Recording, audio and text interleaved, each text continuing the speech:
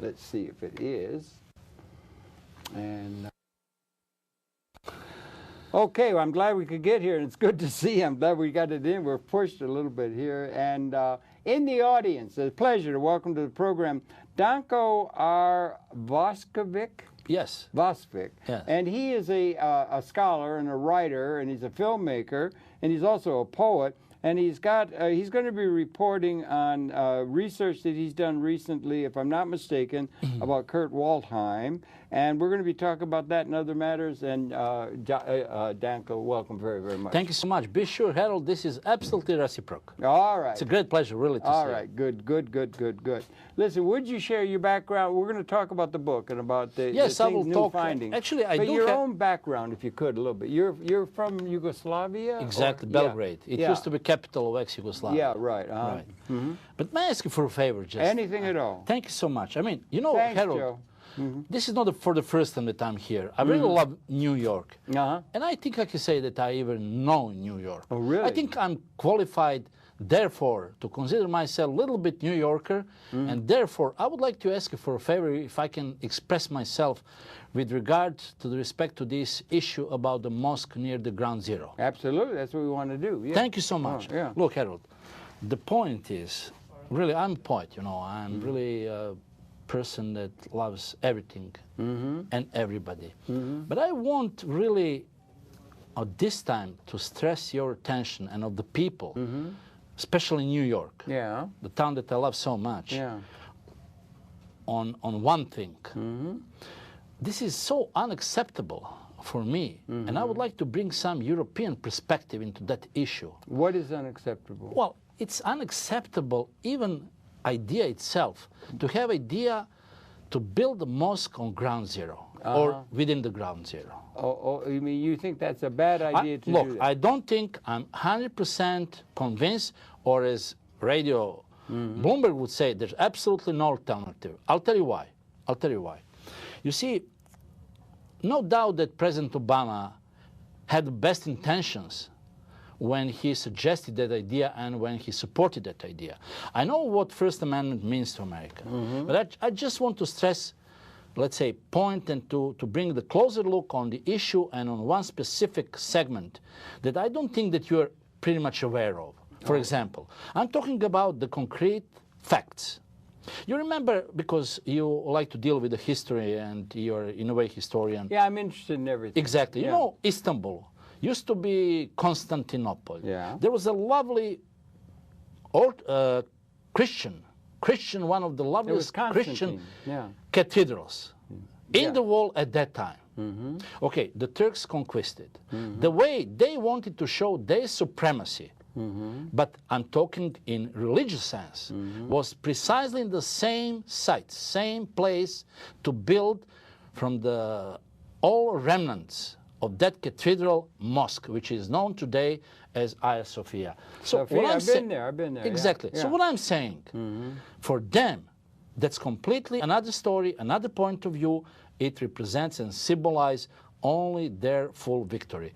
So I think that the President Obama made this decision maybe in a hurry.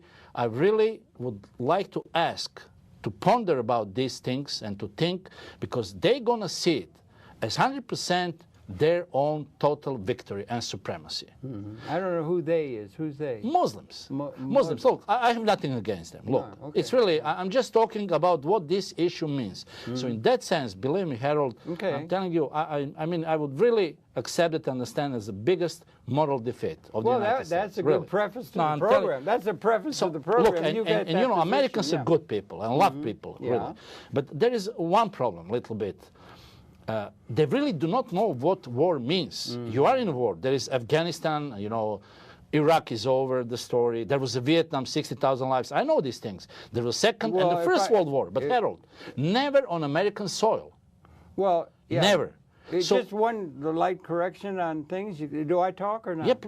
You want to talk for no, an hour? absolutely. Dialogue is between two persons. You said it was 58,000 American deaths. There were like 4 million. No, I said Vietnam. No, I said Vietnam, just 58,000 American deaths. There were about 4 million Southeast Asian deaths out of that incursion. That's all. I just wanted to say, Harold, completely another story is a world war or a big war on your soil. That is what I'm saying. We haven't had that. We haven't had a big war. We had a big civil war. That's lost okay. 600,000, you know. I'm talking in the There was sense... 600,000 died in the siege Yes. of Leningrad, and I think in the winter of '42 of starvation. And that is what I'm saying. Yeah, Look, history First is a World nightmare. War, Yeah. Yeah, nightmare. But the point is what? That we don't understand what real point war is and the angers and so forth? that really Muslims have another perspective, so they will take full advantage and understood and really made a full profit in a sense as total supremacy and victory, and this is the place, like Hagia Sophia story. So I'm coming out with the fact, with the proof. You've got a position on that, and it will be argued, and it will be done, or it won't be Then done. I'm finished. Yeah. I just asked... I happen to be on the exact opposite side of your position, but that's what makes the country great, you know. I think it's, Harold, I mean, they're the things that should be accepted or understood, even in science. That's axiom. Well, I'm for that, and we'd like to get at it, because we're going to talk about Kurt Waldheim, who you got pegged, I think, in your research as a war criminal, and he was an anti-Semite, apparently. I'm very interested in the prejudice that drive mankind to such extremes as Holocaust and things like that. Right. That's what I'm really interested in. I'm here. And so that's what you've been talking to me about. You got in touch with me, and you said you want to do a program about it. You've been doing research on it. The mosque issue is another matter. I happen to think differently than you. Just that's have okay. it with me. So that's 1/4 of the world population. In all cultures, that's a lot of people, 1.85 billion. And there's a lot of different cultural differences. And it'd be, to my way of thinking, it's like they're getting a bad rap, the Muslims in the world. We should be understanding that there are some crazies. I fully agree. Like there always are. You know, in any culture that big, there's going to be all kinds of crazy. And there's a big propaganda. It used to be we had the commies to kick around. The Western imperialist powers led by the United States. We had COINTELPRO, we had the commies, and now it's the Islam to kick around as the people why we have to build up our military power and so forth. So I got a different take on the world history. I think the real problem is the United States of America.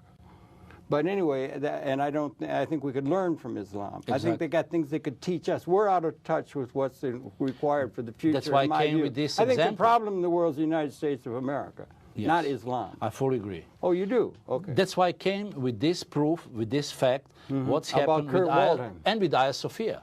Oh. And how they understood and what's their approach. That goes way back into history. That goes back into history you're talking about. With the Ottomans, and was it the Ottomans? No, I said they will understand that it is total victory and supremacy. Well, you're talking about things that would have to be put in a context and everything, you know. But didn't you want to, if you could, okay, you're Yugoslavic. You're from Yugoslavia. Exactly. You're young. Do you remember Tito? You were Perfectly, too young. I know You him. do, okay. Yeah. So you're talking from the standpoint of Belgrade and Yugoslavia and what went on in that, and Mr. Kurt Waldheim. You came saying you've done a great deal of research. Look at this. Okay, here we go. Two of us together. This is it. Here it is. Let me show. I'll hold it, and I think this camera, give him time to come in close focus.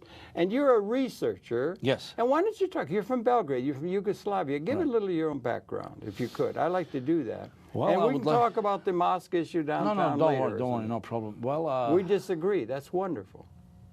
Go ahead. Absolutely, totally. Okay, good. Absolutely no alternative. This is a DVD cover, and this is a DVD you've put out with others. It's your name on there. Yes. And it's called Hidden Evil, Waldheim. Yes. And there's a picture there, and I'm going to turn it, so hold on with the camera. This is the back cover of it with a picture of Waldheim, and who is with him? I can't tell.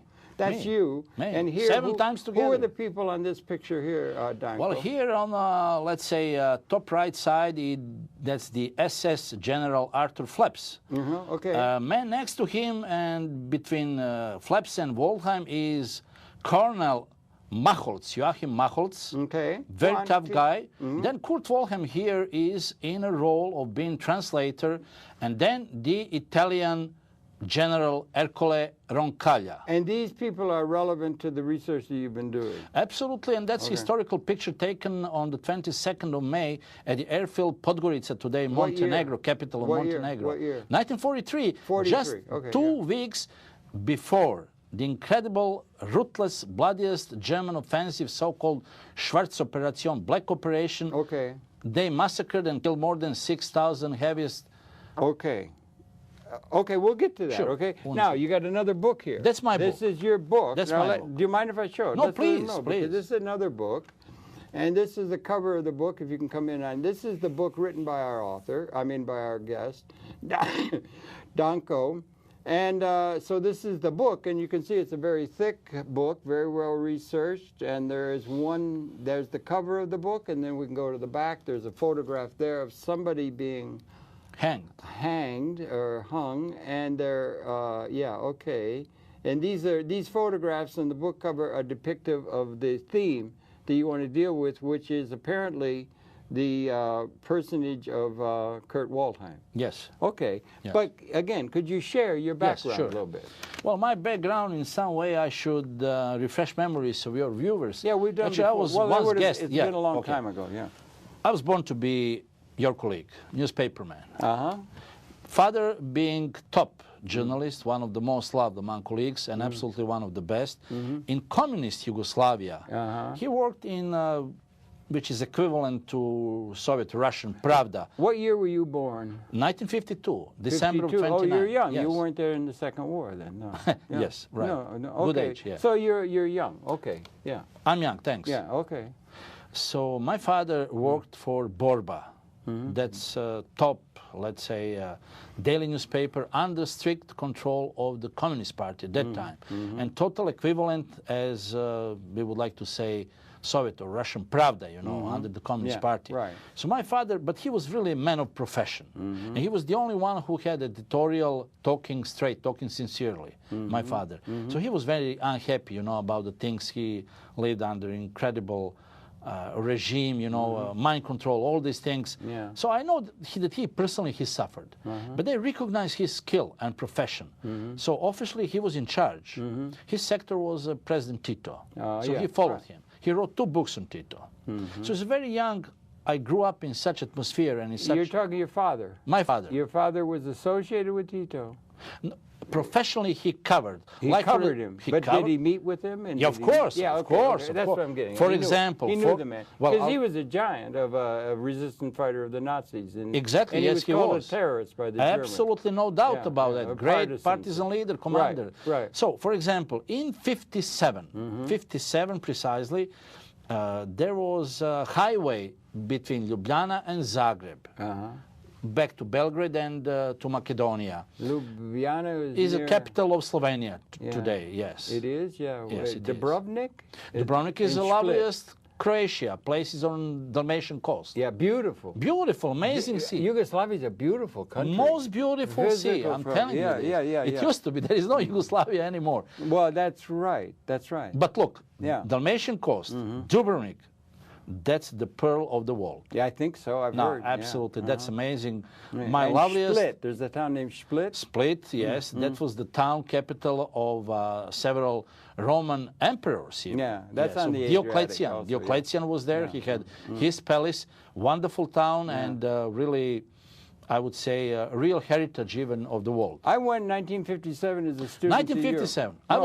I went as a student. I was a university student. I'm older. Oh, I went to Europe and I was hitchhiking around and everything, no money. Hitchhiking? Yeah, like hitchhiking. Auto stop, they call it in Europe. And I was going, and I decided instead of going home for a semester in September, I said, well, I'm going to go out to the Middle East.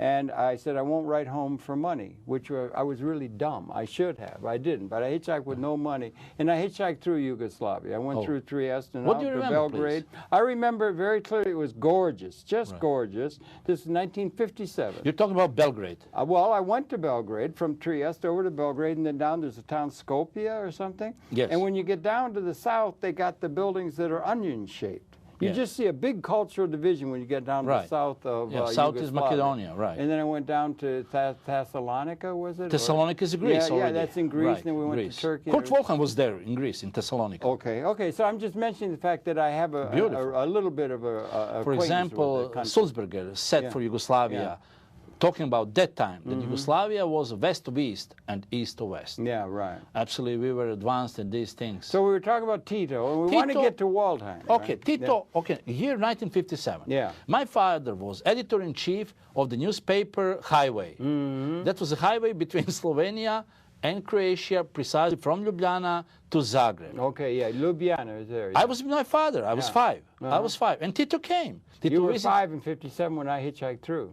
Yes. We could have had a cup of cocoa or something. Well, I yeah. was You were only very 5. little Yeah, boy, yeah. but right, okay. right. But I met Tito, and I Yeah. was very close to him. He used to visit these people. Okay. Well, that was a time when people believed really in something, in brotherhood. You know, they were building just for free. Yeah. You know, massive public works, highways, and everything. So I remember Tito. That was for the first time. So as I said, my father was there. He belongs to, we can say, to establishment, to that milieu. So my father knew Tito very well. He covered him in this newspaper board, but he was in charge, and he's the author of 2 books. Okay. So in some way, the subject and these things, I mean, profession, journalism, that's something that I was born with. Yes, okay. I was like a fish in that. My mother was also a journalist, you know. Okay. So that was my background. That's the atmosphere in which I was born and raised up. And the language that you spoke? It used to be Serbo-Croatian. Serbo-Croatian. Yes. Okay, yeah. Now they're all divided. You know, we I have know, 6 new languages. Yeah, it's a crossroads of the world in many ways. Yeah. No, even religion, political, geopolitical. Sarajevo's down there?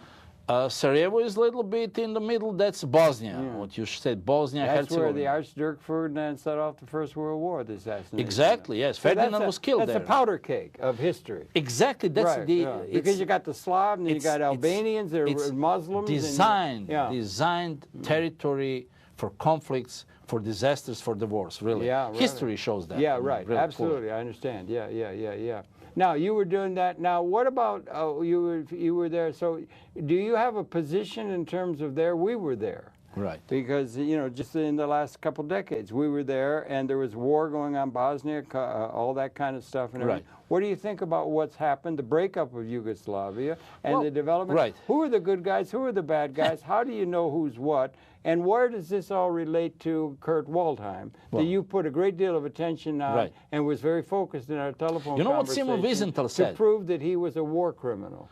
Now, with this film, there will be absolutely no doubt. Not the book? It wasn't proven in the book? In the book, not 100%. When was the book published? The book was published. That's really unbelievable story. 1 year after publication in Oslo, because these communist post-Tito cadres people, they defended Waldheim with any means because he was their best agent. And you won't believe, you know what? And the Soviet at first place. What year was the book published? This book was published in 88. 88. I opened the story in 86 in top daily, biggest daily newspaper in Yugoslavia at that time. That's the Evening News. And I was the first journalist in the world who published the original file that Kurt Waldheim, at that time presidential candidate and later president of Austria, is a war criminal. And that's 100%. You said that in 88 in the book. Well, in 88, they postponed publication of my book in Belgrade because they wanted to get the time, in the meantime, to prepare, to fabricate the fake document who will cancel all accusations and save their agent. Save their agent, who was Waldheim. So the publishing company didn't want to publish the book because they wanted to have time to exactly. I have refute and undercut what you were saying true. In the book. They wanted to destroy fully Why didn't they just refuse to publish it? Well, then it would be too rude because the case brought a lot of attention in the whole world. So if they refused to publish, then everybody knew, look, it's too clear, you know. They just refuse, he's their agent, it's clear. Yugoslavs has some certain arguments and the reasons why they defend Waldheim. Couldn't you have published it with another publishing house that that's what was I did. in agreement with what you That's what I wanted to did. do? So that's why my book has been first published in Norway, in Oslo. I see. That's where I see the point. Okay. But and in was the that meantime, in 88? No, that was in 87. 87, okay. Which is unbelievable. They were put me on a hold, you know. They didn't know how to save him. The accusations were very strong. So what I did, just imagine, they created and they made fantastic tactic and action how to save Kurt Waldheim. One of the documents that came out from military archive was a fake one, talking about 100% bloodiest massacre. That's Kozara, that's in Bosnia. And Kurt Waldheim was there. He had so... Wartime? 1942, spring, summer. June, July, 1942. Kurt Waldheim was there. Look, he was the second officer. There is only one officer higher in a rank from him. That he has been subordinated to Hauptmann Plume, Captain Plume. But his 1B unit, supply unit, was in charge to collect all these poor people including more than 22,000 children in so-called transshipment center, and he was the one in charge to say, this one is healthy. He goes to Germany, Deutschland, nach Deutschland, forced labor. This guy is also stark man, nach Norwegen, goes to Norway, but das ist schlecht Material. These go straight to Jasenovic's extermination camp. Would go to what? Jasenovic's extermination camp. What extermination camp is that? It's not. Where is that? Okay, that's in Croatia. At that time, there was so-called in the puppet state, Nazi puppet state, independent state Croatia. The people of Croatia seem to be in accord with the Nazis? Yes, very much so at that time. Why? Yes. Why would that be? Why would that Why be? would they be where others were not? Well, Tito I'll tell you. There is. I was really trying to ponder into it, so I got the answer. Okay, to Croatians, it was very good and important serve to their interest, because that was the only way, which I fully understand, for a small country to realize 1,000 years dream to have their own state. So they associated with a big country, with a tough country. Hitler, from another side, I saw and I read some of his comments made on Oberkommando Wehrmacht, Supreme Wehrmacht Command. He said, Croatia, okay, they never had a state, but they will exist as long as it's used to our interest. That will be our province and our exit to the hot sea. And 43, Germany was still on the rise, I think. Yeah, I mean, they weren't really heading into... They lost, as you said, Stalingrad, yes, on the Eastern Front, but still very tough, yes. They had taken France. And still, that was it's 40. It's to wait for the D-Day and for Normandy, yes. Yeah, right. But they were still of the thought that Germany might even prevail in terms of winning the war. Well, you know what? They sent 5,000 best soldiers. So Croatian wanted to be with the winner, who was going to be Germany? But look, was there an ethnic connection or something with Germany that made the Croatians... Ethnic connection, I wouldn't say, okay... no ethnic connection, no. Croats, it was just national interest, as they saw. National interest, yes. And a thing to be associated with... Croats are Catholics, Germans are Protestants. Okay, they had the interest. But what is important, they sent 5,000 the best Croatian blood in so-called division to help Germans in Stalingrad. So it's a very strong alliance. Very strong alliance. Was it a matter of the... Okay, I'm trying to understand. I don't quite understand why they paid their debt even in the blood. Now, Greece was in opposition. Most of a lot of the other people in that part of the world, in that what it was to become Yugoslavia, were in opposition to Hitler. Right. There were partisans fighting against him. The Croatians were fighting for him. Exactly, you're right. You're talking about Waldheim. So you're talking about a Nazi These parts close to Austria, they're in favor of Third Reich, yes. That means Slovenia and Croatia. Yeah, absolutely, yes. Okay, That's historical fact. And Waldheim was assigned there, is that it? Is that Waldheim was there in so-called Camp Group West Bosnian, Battle Group West Bosnia.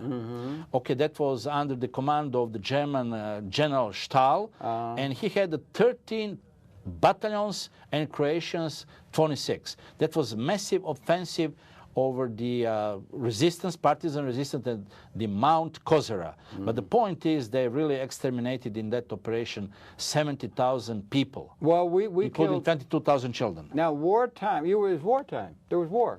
And in war, people die. And Exactly.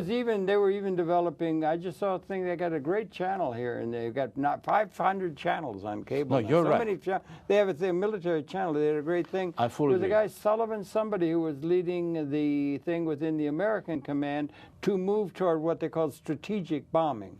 Firebombing of civilians, Dresden and so forth. Like they would fire, and the idea was to just completely obliterate civilians. To flatter them totally, yes. So that it's not only one side that is doing things that are nasty in terms of killing civilians and so forth. In war, it's horrible. And when you get to the end of war, it's the worst. The example... But what is it about Waldheim? He was a loyal... I don't know well. He was Secretary General, and that was part of the thing. There were charges that he was a war criminal. That's what you got down. You had it in your book, 67, and you got it in this DVD, and you seem to think it's important that he, as a German, he was Austrian or German? Austrian. Austrian, but he was in favor of the Nazi.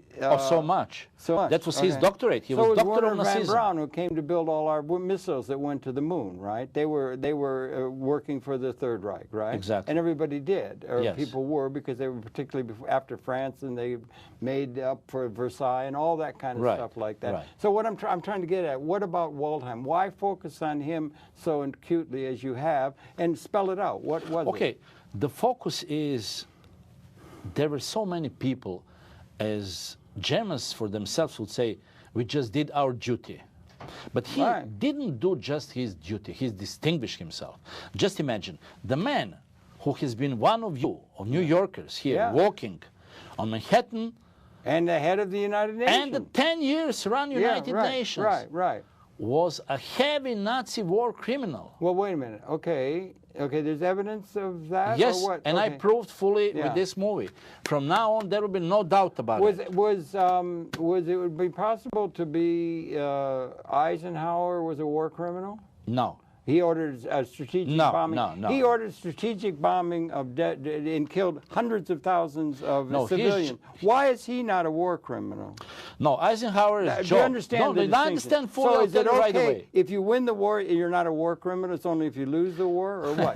You know, Now you- deal with the question. Okay, you came to the position that Hermann Goering expressed at the Nuremberg trial. He said this is a political farce, Yeah, political trial, and the winner writes history. Okay, but right. that's not That's the case. true. The winners have always written history. It's not normal. the losers. In who case read it. of Eisenhower, his job was to win the war.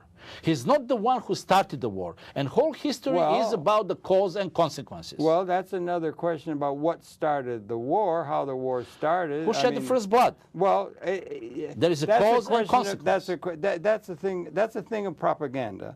Every side is going to say we were attacked. Nobody's going to say we started it. Nobody says that. So you Nobody attack accepts that. yourself at So Pearl you have Harbor, then. you have a propaganda thing going So on. what's happening in between Pearl two Harbor, groups. Harold? Yeah, right. Yeah, and the Japanese said you were making it impossible for us to have our empire access to minerals we needed. You were No, the impending- historical fact is Americans, at any cost, even delayed and came very late, even in the First World War and even in the Second. Yeah, they're cowards. They didn't want to get No, have they their were boys not killed. cowards. weren't They were cowards. wise. But why They to weren't. risk the And why lives- do they want to go over and fight Why Europe's to risk wars? the lives of Europe's the been boys? fighting, killing each other for years. It's been far more violence directed against each other in Europe than anywhere in the Islamic world. Look, for even instance. the It was much more British, peaceful. even the British tried to avoid. You know that they sacrificed Sudetian region and Czechoslovakia, Munich but and- when there was Munich no and choice, Chamberlain. absolutely radio, Bloomberg, absolutely there is no alternative. Yeah. So there was a red point, red frontier when you simply Yeah, must. but you understand that every country says that it's their fault for the war, not our fault. Nobody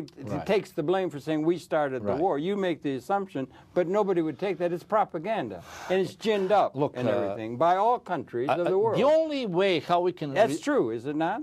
it's not true. I'll It's tell not you. like there's some good countries and bad countries. They're all in the same game. But we, as serious people, we have Well, to deal with the facts. Well, okay. And with but you can't throw out a fact and say it's accepted when you have to have the question really has to be there has to be investigated a little bit more nuance, like the mosque downtown. The Second you World you're War working at the level and the of issue we emotion. discussed cannot be brought in question. There is no doubt about it. Hitler declared total war. That's a fact. Why did he do that? Well, he wanted so-called Lebensraum. He wanted living space. He thought that he is so-called Herrenvolk. Why were People designed to rule the world. Well, that's what everybody thinks. A national. You ever see them fight? Well, that's why he Did paid. you ever go to a soccer match and do you see how people cheer? We're number one.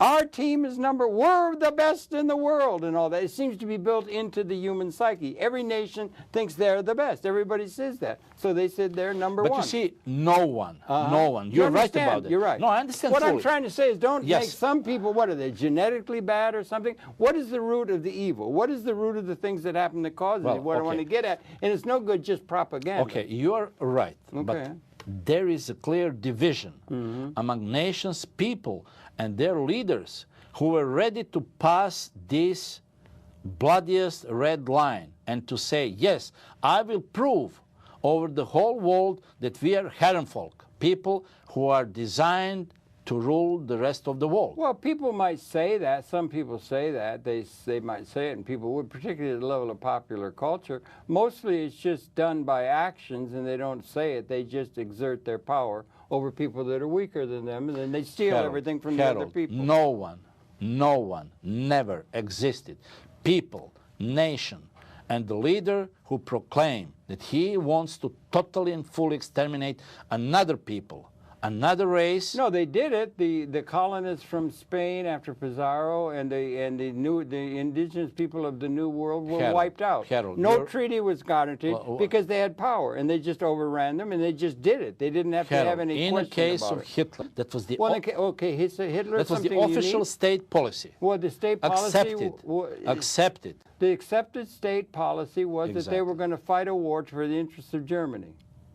And they had that's a good thing. There was something unique about Germans. Unique. And the way the German mind was. Something genetically built into the soul of those people. Okay, the seed. There's something unique to them than to other human beings. The seed that I would like to investigate that. I don't think that's true. I'll tell you what was my conclusions that I was able, because really it was the object of my interest. Right. Why? How come that someone wanted totally to destroy it till the last man, another population, as Hitler had a hate? Why did MacArthur want to firebomb Tokyo and did it? They did it. They were at war, and they dropped the atomic bomb on them.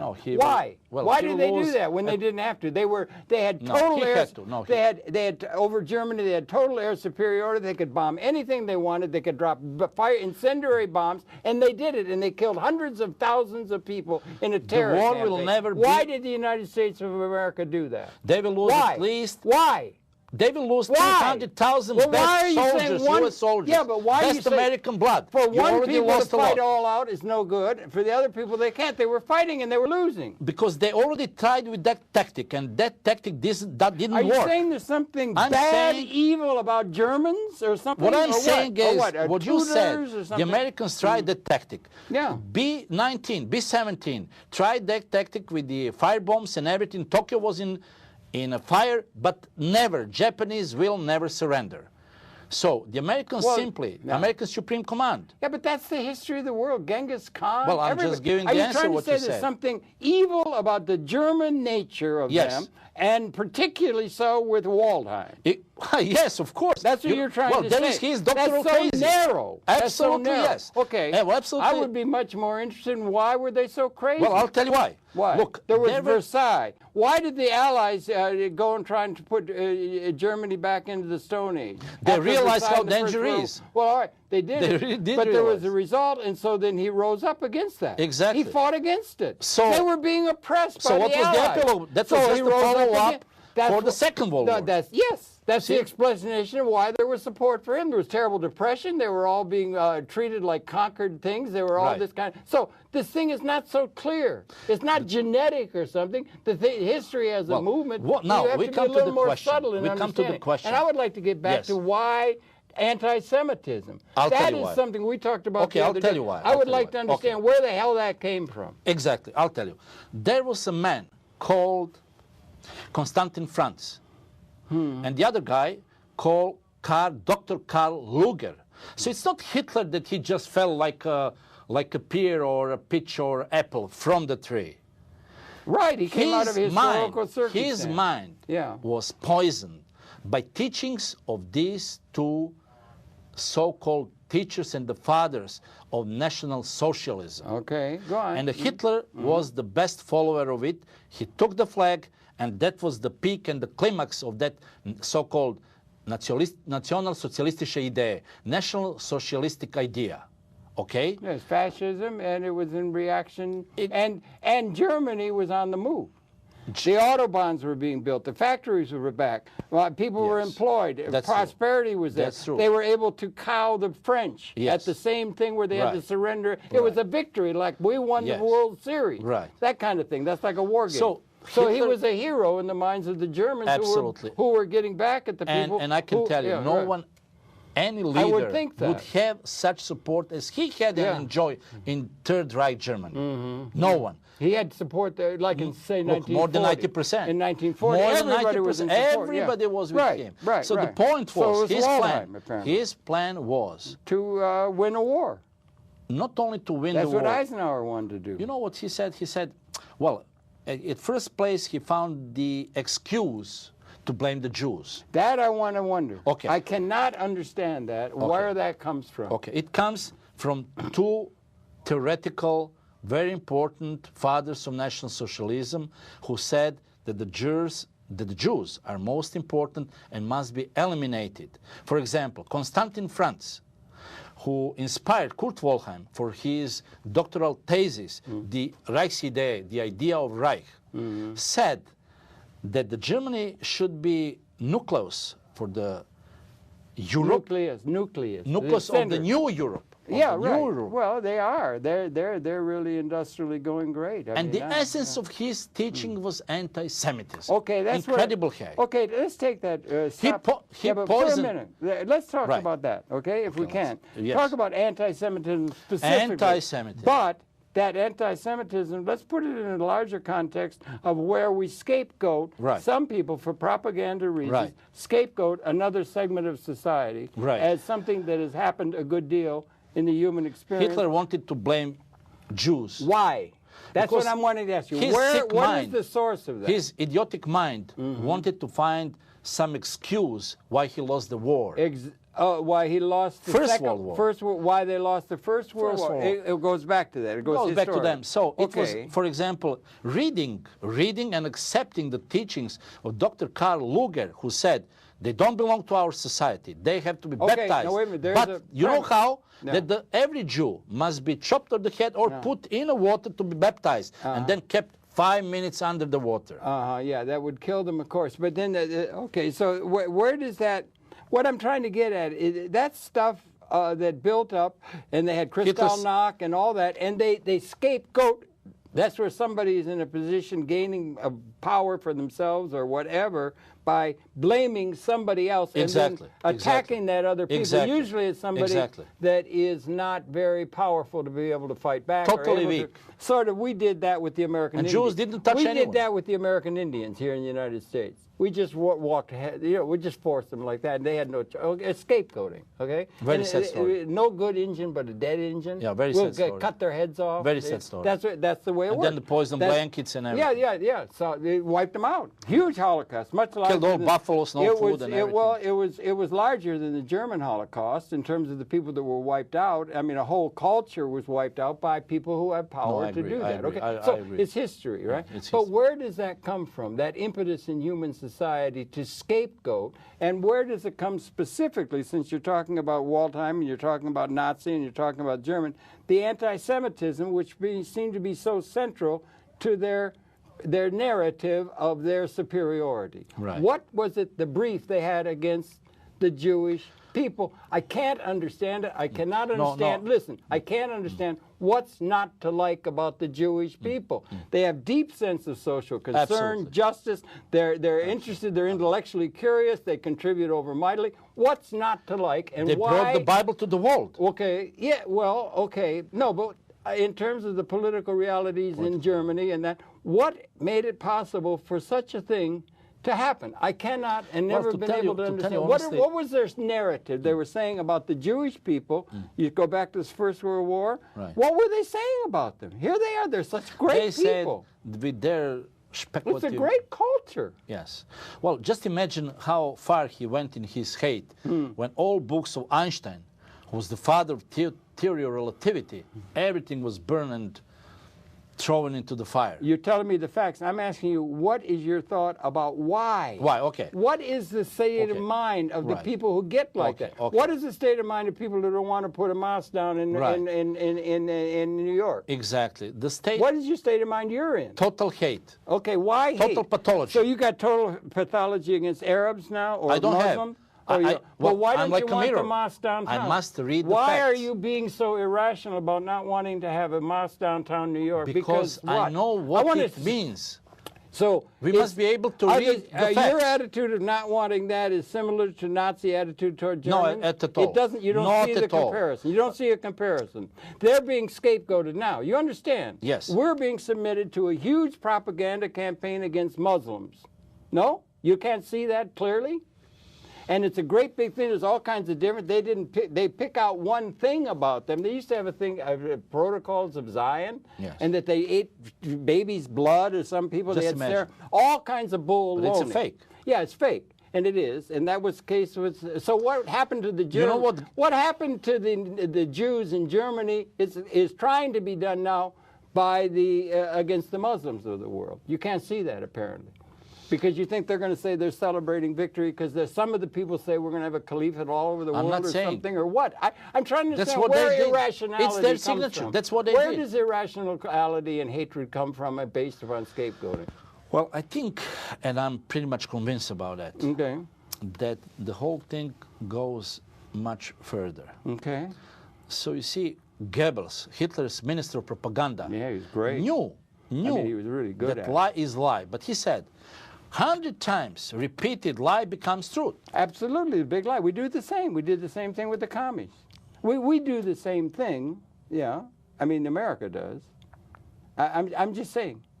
But why the Jews specifically? Why Waldheim? What is unique about them that isn't done by all the What countries? is unique about the Waldheim? Yeah, if you want to, that's Okay. you've written a book, you made Exactly. a DVD. The and you're unique saying he's a Waldheim, war and I'm criminal. telling How you. do you define a war criminal? And why isn't Eisenhower a war criminal for ordering the firebombing of Dresden? Okay. Let's put it this way. They cannot be the same story. Eisenhower is a military man. Kurt Waldheim, from war criminal with 100% criminal Nazi past, responsible for deaths of thousands of people, which are fully proven in this film. Well, succeeded. Eisenhower was. Eisenhower Please was let me finish, Harold, all right, please. go Okay? on. Yeah. He succeeded Right. not only to hide the Holocaust, to deceive the world. That's because he had lost. He had to hide it. But look, he was the champion of peace. You mean when he was Secretary General? Exactly. Yeah, right. Okay, yeah. He totally denied Holocaust. He minimized. He denied his role in the Holocaust? He succeeded in deceiving the world. He deceived. That's why this issue is so important, because he represents that evil. Even today, 2010, we have people who denied Holocaust. Such a most brutal thing that ever Which happened on the Holocaust? planet. Which Holocaust? The fact that Jewish Holocaust, you mean? You should call it the Jewish Holocaust. crime- That was one. The American 6 Indian million was a Jews. Holocaust. Okay. You know, there's been a lot of Holocausts. No. Holocausts have been the over way of the Armenians, world. over Armenians, Yeah, over right. Armenians. Yeah, but you're so right. what you're talking when you say the Holocaust, Well, we're speaking. why we're do talking we about say Kurt Waldheim. the Holocaust means the Jewish Holocaust? That somebody's got a monopoly on it?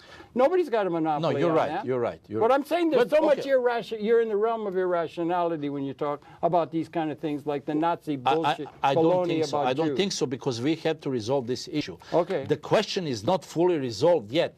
This issue never got its historical judgment. What is the issue you're trying to bring up outside of we shouldn't have a mosque downtown in New Okay, York? it has never been. Which sounds to me like Okay, there were irrational. allegations, Yeah. but never proven whether he is a war criminal or not. Well, okay. Never. Now, okay, we'll talk. What we want to talk. Well, you got evidence Yes. of that. Yes. Now, you put off the chart as impossible that Eisenhower was a war criminal. Now, what's the difference? He won, so he's not a war criminal, but he was a war criminal.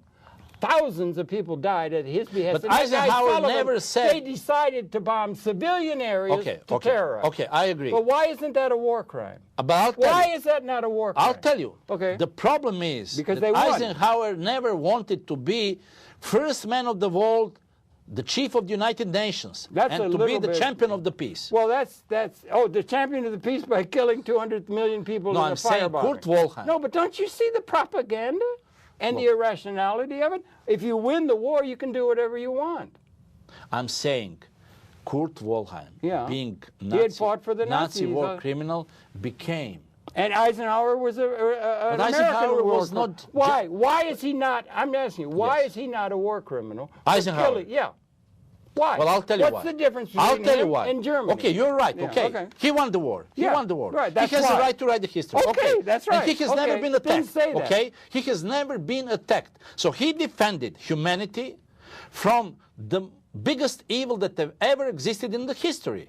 Well, that's a fact. No, that's right? not a fact that I would if necessarily Eisenhower accept. started the war, if he dropped the bomb without any reason, without any cause. Well, there's a lot of people who think the actions of the people that caused Versailles to start, the starting of a war and the conditions out of which war come and everything like that is a very murky thing. Harold, and a lot of people are involved. We cannot deal. They made big mistakes Harold, in Versailles, did they not? Listen, my dear Harold. Okay. We made Marshall Plan after it. Yes. That's better than Versailles. Right. We did, okay, right. You see? It's not one-sided. If we deal... And everybody's got a football team. Look, we cannot give a chance to everybody to say what is his opinion. Well, we must deal with the facts. The fact is that Hitler started Second World War. Well, I'm not ready to accept that. I mean, it's too easy. It's too easy. Then we have to rewrite it to change the whole history. Yeah, actually, that's probably true. I mean, that's probably true. Okay, I'm open even for that. Or what you want to understand is, what I want to understand is anti-Semitism. Anti-Semitism. I cannot understand it. You explain it to me because you seem to understand. Okay, I'll try to explain. Was the thing that he did, those people that Waldheim was sending back to Germany, have anything to do with Jewishness? Or yes, he signed, for example. Did he believe in Untermenschen and all that kind of he signed the paper, the Juden haben den Krieg vorbereitet. The Jews prepared this war. He signed that. That's a piece of scapegoating. How would he? What's the premise upon which they say the Jews started the Second World War? What the hell is that? Well, I'll tell you. What do they claim? That's what I'm saying. Is there any claim to what they're saying? Yes. That the Jews caused the war? Hitler came to that conclusion. Yeah. And he blamed Jews. How? Why? Well, because somehow they studied and they were scholarly, in his idiotic mind, he was trying to find excuse and the way why Germany lost, because he believed in superiority of his nation and his people. Every nation does, don't they? But he said the Jews are guilty. And well, yeah, but to say that, but why? With what reason? I'll tell you why. Did it have anything to do with banking? Did it have anything to do with economic? Did it have anything to do with in his way, he said they're parasites who suck our blood and those destroy are our words economy. Like Goebbels. Those are words like propaganda. They're not. What are the facts? I fully agree, but I'm telling you what he said to the people, and people bought this. Okay, they accepted it. Well, we did that. Hitler said. Well, we had a Fugitive Slave Act here, and we had all kinds of COINTELPRO and things that went on here in this country, and people believe it. And people believe now. This thing against the Muslim is insane. Look, Hitler, the war against the Muslims that's being waged now, being manifest in Lower Manhattan, is insane. We have to be in touch with I think that the Germans first understood that they were led by total idiot. Who is led by total idiot? I think that the Germans understood after, when the war was over, yes, well, they were led by real idiot. Well, yeah, but he was a great hero. 90% approval. No, before the war. No, after he signed that the thing, he took over Paris. Look, I can in the railroad car where they had to sign that awful Versailles Treaty that set off an unusual all that. So that was like winning the World Series in baseball. He wrote the book Mein Kampf. Yeah. He came out he stand up in front of all Germans and he said, before the war, if internationally financed Judaism, even this time, push and put the nations and the people in the World War, that would not be only World War, but that would mean, at first place, total Vernichtung of the alle jüdische Rasse, total extermination of all Jewish race. Wait a minute, you said something about international finance. I heard you say something about Jews. That's what he said. And he was making the premise that all the international finance was run by Jews. Is that a premise? Yes, his premise, and the Germans bought what this about lie. all the other people that weren't Jewish, that were part of the international economic financial order? What he sell to the Germans. Yeah, so it's bullshit. Bullshit. Okay, right. Okay, yes. Okay. But look, he had the bullshit. He took the bullshit from his pocket and sold, and the Germans bought it. And they believed that. And we've done it in But you know what is, I'll tell other you, people what is the that spiritual background that this seed would never be able to give a fruit. Now I must say something. I really believe that this time, you know, everything is possible. Germans and the French are together, okay? Well, now, the American European Union, yeah. Exactly. But look, I think it's time, really, that the Catholic Church find the language with Judaism and to be together unified, to understand in what kind of world we live in. But it would be more than fair, and that would be conditio sine qua non, that the Catholic Church understand its historical role and what they did towards the Jews. If you are 2,000 years repeating, Okay. Jews, Jews, Jews. And what they were saying, They're blaming Jews for understand, the death of Jesus Christ. they're blaming Jews for the death of Jesus Christ, yes. which is historically sort of absurd in a way. Yes, but and it's not 100 times repeated lie. It's a 10 million. Yeah, I know. It's a 10 million Right. times repeated lie. Okay, so now we're getting down to the So idea, how many where generations does the scapegoating come from? were raised It comes and from born? ignorance. It comes from ignorance and manipulation and bullshit. But just count 2,000 years. Mm-hmm. How many generations were born and raised listening such a lie every day, every day? According to the law of physics. Now you're talking about The the source of anti-Semitism. Exactly. Is that they killed Jesus, that thing. I've always just counted that out of hand. So It's the so absurd. that was for me explanation. Why Germans accepted right away this lie. That is for me explanation why the others were silent, even knowing what's going on. That most horrible thing happened that never happened on the planet, on the earth. They were silent watchers. They did nothing. That is the point. Even Yeah, Paul, I wasn't thinking. Okay, that's interesting. No, there was a that time was apparently when something. Brits there knew was what's then going you had on. that Elders of Zion book came out. That was the kind of thing that took one aspect. even or here, that was propaganda. OSS had the knowledge. Yeah, Alan yeah. Dulles had the knowledge. Yeah, yeah. Still, you know, 6 months means a lot. It's a million lives. 1 year, it's 2 million lives. What's the 6 months in a year? I don't. Well, know. I'm saying they had so-called productivity, you know. One man is a terrible thing, but 1 million people is just statistic data, as you know, Mengele, these people said. So for them, that was industrial crime. Well, putting people just to wash and to put the gas instead, Cyclone B, and to put them in crematorium. And to get out like a smoke. Genghis Khan did too. The Euphrates ran red with blood as they cut people's heads off. So I really, it personally, do believe Uh-huh. that the Catholic Church, Oh. in spiritual and in mental way, prepared the people that somehow Jews should be treated. It was Catholic Church, not the whole of Christianity. It wasn't At first place, the well, you know, Protestant, let's not go the back to the Spain, what happened with persecution over Jews, and then Italy, and all these things. Well, Spaniards. Andalusia was the center of the cultural And Inquisition, world. Inquisition Under was the Islam, it was the center of civilization. While we were living in huts in Europe, I mean, that was the center of civilization in Castile, in that, or in Andalusia, and that sort of thing. And things go back and forth. So what we're trying to get at is the source of ignorance and the ability to be able to manipulate people's emotions of fear and so forth. Now we got a big economic meltdown in the world. Everybody's is worried. They got to find out who the hell to blame for the fact that things are different. Things are out of sync with what's needed. You have an economic turmoil. You had a terrible thing in Germany. You had people, the money was worthless. You couldn't do it. It was terrible. So now that's beginning to happen on a world scale. So now they're going to be looking for some enemy that causes it. And it happens in the modern time. Yeah, there's always someone to blame, yes. It used to be the communists. Remember, they had COINTELPRO, yes. and it's those red, and you had 50% of the world was reading Marx. Right. And Mao, and they had this. So that was containment. So you understand, they did that. They did that. Now it's Muslims, by the word. And the main problem is with the established world. Wait a second. That's the cause. Is not of that nature that you described. If you analyze the Muslims from Hagia Sophia or even before, you see, you said Andalusia and Spain. They always wanted to conquist. At any cost, at any mean. They had manifest destiny in North America. And you look, notice? their frame is already set with their holy book. They consider all others Gentiles non-believers. Yeah, but we got people within the Christian realm who think that. Yeah, they but want to turn everybody into a Christian. But you're going to have 144 people go up with God and all kinds of baloney as part of religion. I mean, all religions have baloney. Yeah, they're but all there is fairy tales. division between the religions in the intensity, how dangerous they are. Well, historically proved. Okay? The most dangerous entity in the world today is the United States of America.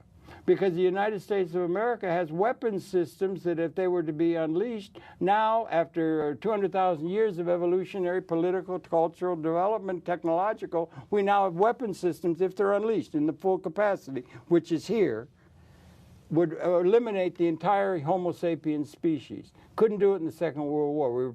We could go and kill 200 million people or millions of people in firebombing and civilians all over the place, and not. Thanks God that never happened. But now we're at a new thing, and we possess those, and we do not, and we count ourselves legitimate. We think like the Roman, Rome was legitimate Empire. for 1,000 years. Then for 1,000 years, the heretical houses, the dynastic states, serfs are wallowing around in the mud. Now it's the bankers and the international people who run the world, Illuminati, whatever you want to call it. They think they have a system that is good for the whole world, and they're trying to put it on the world. They do not have a system that is equal to the equal to what the future requires. Though they call themselves legitimate, that makes them dangerous. They do not have a vision of the running dog governments. Can I refresh your memory what Moses said? Well, I don't know. Moses. He said, "Oh my God, my people made terrible mistake, sin. They created God of gold. But look what they did now. They created God of paper. Look at this." Yeah, all right. Yeah, huh? well, he had a lot of good things to say in there. But I'm just saying the major threat is the United States, because they don't have a vision, and they're running dog allies, which is virtually every political entity in the world. There may be, coming from the Islamic world, ideas of finance. It all comes back to economics, always. The United States, no one conquered in a sense that it was known to the history before. No, they're out of date. Military. No, but they're claiming historical legitimacy. We are legitimate. We have a system that's good. We're on the side of history, evolution. Right. We are the winners. That's what that's what Rome said. It's that's what highest responsibility. And they don't. They don't have a vision. Their system's coming under attack now. It's not going to work. They need something new that'll liberate the people. The people are still enslaved like serfs on a feudal estate in the United States and around the world where they run in their... They don't have it. So there's a challenge from Islam. Islam may be able to challenge them at the level of economic theory. There are people coming out of Indonesia. We should be listening to them, not scapegoating them. That's my only thought. The main problem in the world is the United States of America. It doesn't have a vision of how to organize the world or their own society. And for that reason, with all that power, they're the most dangerous, in my view. I don't know if we've run out of time. No, it is really to ponder about that, but in the meantime, Waldheim was a war criminal. Oh, absolutely no doubt about that. From now on, that's one it part, will be fact, that's one historical fact, once forever. Because I found the films that have never been shown, that were hidden, for the reasons precisely of Kurt Waldheim. Because he was a Tito and Soviet agent. Okay. They knew for his Nazi past. And exchange for being silent about the Nazi past, he was their best agent. That's what you See? said. That's in the book and in the TV. That's in the film. All right. That's okay, very good. I'm sorry I got off on a rant, but I just don't. I just think this is a very dangerous, and yet it's also a possibility of a very. It's like punctuated equilibrium in evolution. It is a time of qualitative change. We may be coming to the end of history, which James Joyce called a nightmare. No, I believe. And the current. We're still living in a nightmare. No, I believe and we live in very dangerous and brutal times. Yeah, yes. but we also may be at a time of an awakening to a liberated order of everybody rather than that's the only solution. That's right. So that's what there's we're both absolutely no alternative. Okay, right. No, really. But we don't have the vision of that from the intellectuals. The intellectuals are falling down on the job. They're too busy pointing out scapegoating things going on, little things broken down into small parts, rather than looking at the whole. I don't think we don't have a vision. Where? Who has it? Who has a vision that is really relevant to what the future requires? I'm sure if that depends from you or me, for sure, we would have this, and I think that we even have this vision. That should be society enlightened. People should love each other. We should do something for the sake and the save of humanity. Yeah, that I agree. All the